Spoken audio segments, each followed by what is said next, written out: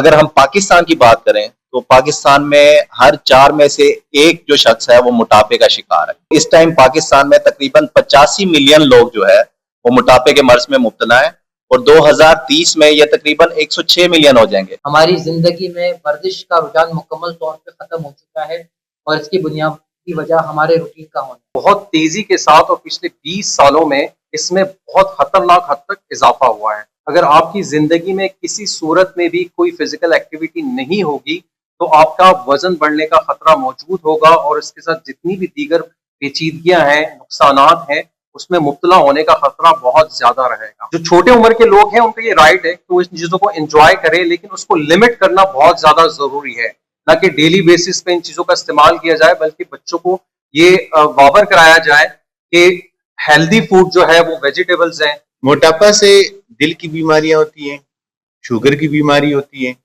जिगर की बीमारी जिससे जिगर में चर्बी पैदा हो जाती है और जिगर वक्त के साथ साथ खत्म होना शुरू हो जाता है। मुनीर अलवी है और मैं मुल्तान में काम कर रहा हूँ।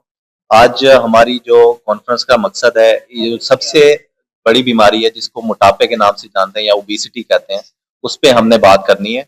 अगर शुगर को बीमारियों की माँ कहा जाता है तो मोटापे को ग्रैंड मदर यानी कि दादी कहा जाता है बीमारियों की, और इसके साथ जो है ना तकरीबन 200 बीमारियां जुड़ी हुई हैं। अगर हम पाकिस्तान की बात करें तो पाकिस्तान में हर 4 में से एक जो शख्स है वो मोटापे का शिकार है, ठीक है। और इस टाइम पाकिस्तान में तकरीबन 85 मिलियन लोग जो है वो मोटापे के मर्ज में मुब्तला है और 2030 में ये तकरीबन 106 मिलियन हो जाएंगे, जो कि पाकिस्तान की आबादी का तकरीबन आधा हिस्सा जो है ना वो मोटापे के मर्ज का शिकार हो जाएगा। तो अगर अभी से हमने इस पे काम ना किया और इसके बचाव पे जो है ना हमने वर्क ना किया तो ये बीमारी बढ़ती जाएगी और जिसके मसाइल जो हैं वो बढ़ते जाएंगे। शुक्रिया। बिस्मिल्लाहिर्रहमानिर्रहीम। मेरा नाम डॉक्टर मोहम्मद सलीम खान है और मैं हेड ऑफ डिपार्टमेंट हूँ लियाकत यूनिवर्सिटी जामशोरो में। आज हम जहाँ मौजूद हैं पाकिस्तान के मुख्तलिफ शहरों से, और आज इस मोटापे के हवाले से एक हमने छोटी सी कॉन्फ्रेंस भी इनेकाद किया था मुल्तान में।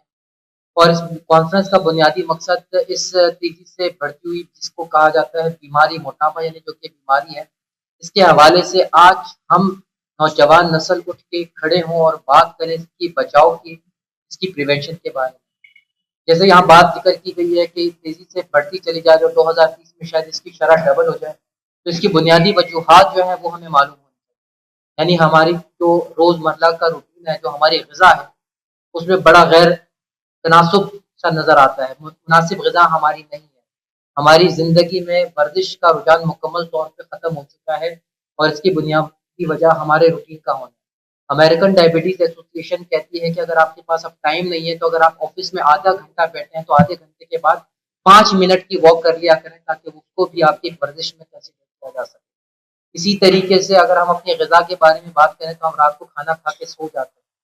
उससे भी ज़्यादा ज़रूरी है कि अगर हमें अपनी आने वाली नस्ल को बचाना है तो उसके लिए हमें आज के बच्चे को रोकना पड़ेगा उन ग़िज़ाओं से, जिसके लिए हम कोशिश कर रहे हैं कि अपने बच्चों को, जिनको स्कूलों में अनहेल्दी डाइट यानी कि उनको बर्गर, पेटीज और जो कोल्ड ड्रिंक्स का आदी बना दिया जाता है, उस पर काम करने की ज़रूरत है। हमें चाहिए कि हमें अपने बच्चों को इनाम के तौर पे इम्तिहान पे अच्छे मार्क्स लेने की बुनियाद पे उन्हें कोई पिज़्ज़ा, बर्गर का लालच नहीं देना चाहिए।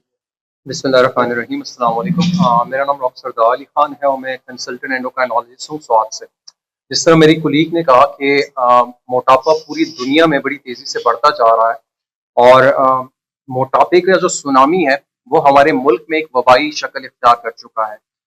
अब ये देख लें कि जो 1000 साल पहले, इवन एक सदी पहले भी लोग थे तो उनकी जो वो थे उनका वेट था वो काफ़ी आइडियल था, उनमें मोटापा इतना नहीं पाया जाता था। लेकिन बहुत तेज़ी के साथ और पिछले 20 सालों में इसमें बहुत खतरनाक हद तक इजाफा हुआ है। तो जिस तरह डॉक्टर सलीम ने फरमाया कि लाइफ स्टाइल जो है वो वाहिद ऐसा जरिया है जिससे जो है हम मोटापे को बचा सकते हैं, मोटापे के मजीद शरह को रोक सकते हैं। हम में से जितने भी लोग यहाँ पर मौजूद हैं, हमारी जो जिनियाती मेकअप है यानी हम जिस तरह बने हुए हैं और हमारा जिस तरह डेवलपमेंट हुआ है, एवोल्यूशन हुआ है, तो हम सब ने ही वजन गेन करना है, हमारा वजन बढ़ना ही है। जो एक चीज वजन बढ़ने से रोक सकती है वो आपका सेहतमंदाना तर्ज जिंदगी है। तो इसके कुछ असूल है जिसको अपना के हम बहुत सारे लोगों को मोटापे से बचा सकते हैं। जिसमें सरे फहरिस्त जो है वो आपकी फिजिकल एक्टिविटी है। अगर आपकी जिंदगी में किसी सूरत में भी कोई फिजिकल एक्टिविटी नहीं होगी तो आपका वजन बढ़ने का खतरा मौजूद होगा और इसके साथ जितनी भी दीगर पेचीदगियां हैं, नुकसानात हैं, उसमें मुब्तला होने का खतरा बहुत ज्यादा रहेगा। जिस तरह एडवांसमेंट होती जा रही है, इंटरनेट अवेलेबल हो गए, स्मार्टफोन आ गए, स्क्रीन टाइम बढ़ता जा रहा है, तो हमारे बच्चों में बहुत ज्यादा रिस्क है कि उनको बहुत कम उम्री में जो है वो वजन बढ़ने और उनकी पेचीदगियां होने का खतरा मौजूद है। तो हमें अपने बच्चों को खास तौर पे जो है मोटिवेट करना चाहिए कि वो सेहतमंदाना तर्ज जिंदगी को अपनाएं।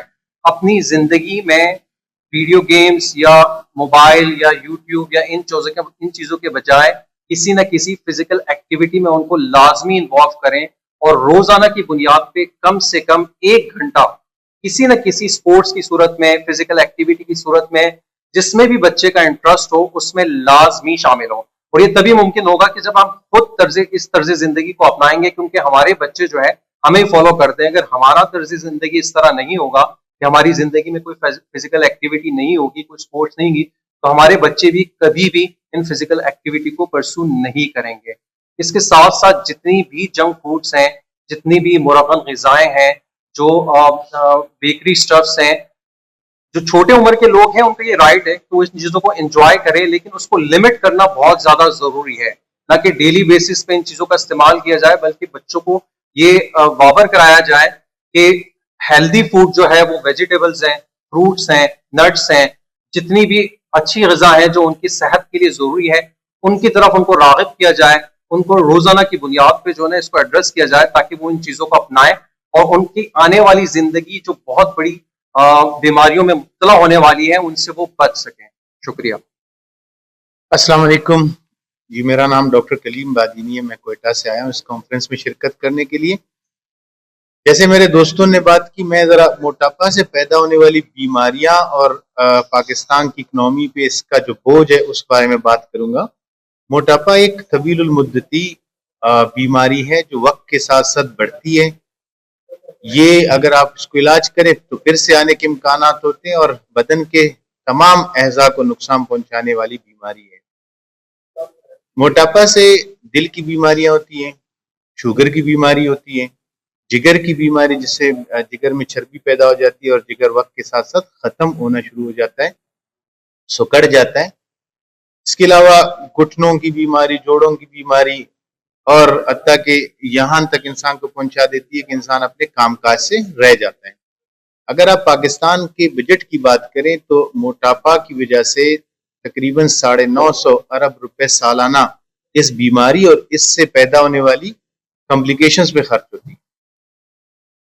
हमारा बुनियादी मकसद यही है कि हम लोगों में अवेयरनेस पैदा करें। आप हजरात के जरिए हम उन जगहों तक अपनी बात पहुंचाएं कि इस बीमारी को एक वबा की शक्ल डिक्लेयर कर दें और इस पे इकदाम करें इसको रोकने के लिए। अगर आप मिसाल ले लें कि मोटापे से किसी शख्स को दिल की बीमारी होती है तो दिल का इलाज गवर्नमेंट अस्पतालों में कराएंगे तो गवर्नमेंट पे इसका बोझ होगा, खुद करेंगे तो खुद की जेब पे इसका बोझ होगा। इसी तरह अगर किसी शख्स की मौत वाक़या हो जाती है किसी कॉम्प्लिकेशन की वजह से, तो पीछे रह जाने वाले ख़ानदान के अफराद पे जो इक्तिसादी मसाइल आते हैं वो भी एक बहुत बड़ा बोझ है। लिहाजा हमारा मकसद अवाम तक ये बात पहुंचानी है कि हम कैसे इसको रोक लें। मेरे चूंकि दोस्तों ने इस पर बात की है रोकथाम के हवाले से, और इसी तरह हम हुकूमती इदारों तक भी ये बात पहुंचाएं कि इसे एक पेंडेमिक डिक्लेयर करें पाकिस्तान में और इसको रोकने के लिए इकदाम